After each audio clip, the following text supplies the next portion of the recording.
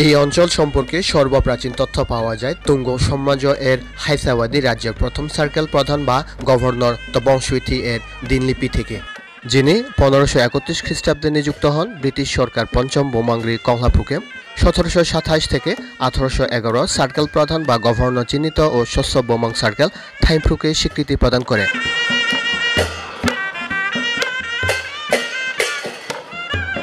বান্দরবান 3 পার্বত্য জেলার মধ্যে একটি।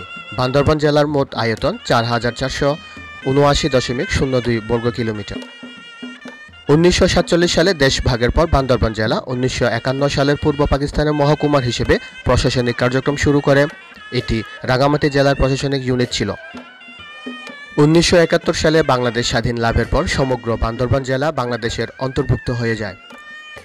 পরবর্তীতে 1981 সালের 18 এপ্রিল তৎক্ষণিক লামা মহকুমার ভৌগোলিক ও প্রশাসনিক সীমানা সহ 7টি উপজেলার সমন্বয়ে বান্দরবান পার্বত্য জেলা হিসেবে আত্মপ্রকাশ করে। উইকিপিডিয়াতেও এমন তথ্য উল্লেখ করা আছে।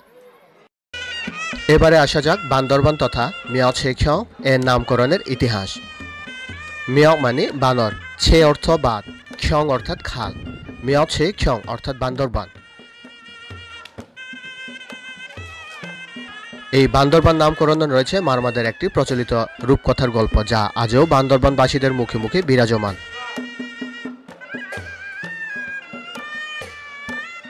এক সময় এই অঞ্চলে প্রচুর বানর ছিল। ঝাঁকে ঝাঁকে বানরের দল খাবারের খোঁজে এই মিয়াও ছেখ্যং খালটিতে পার হতো।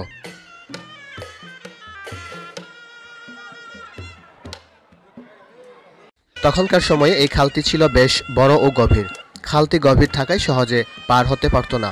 তখন তারা ছোট ছোট পাথর বা গাছের ডালপালা দিয়ে খালের উপর ফেলে দিয়ে একটি বাঁধ তৈরি করে ফেলে। সেই বাঁধের উপর দিয়ে ঝাঁকে ঝাঁকে বানরের দল পারাপার করে খাবার খোঁজে চলে আসত। এখান থেকে নামকরণ হয়ে যায় বান্দরবান। বাস স্টেশন থেকে বান্দরবান শহরে প্রবেশে ঢোকার মুখে প্রথমে যে ছোট্ট একটি খাল দেখা যাচ্ছে, সেটি হলো বান্দরবান জেলার নামকরণের ইতিহাসের সাক্ষী। বর্তমানে এই খালটিকে দেখে আর কোনো বোঝার উপায় নেই, এটি সেই বান্দরবানের রূপকথা কাহিনীতে উঠে আসে।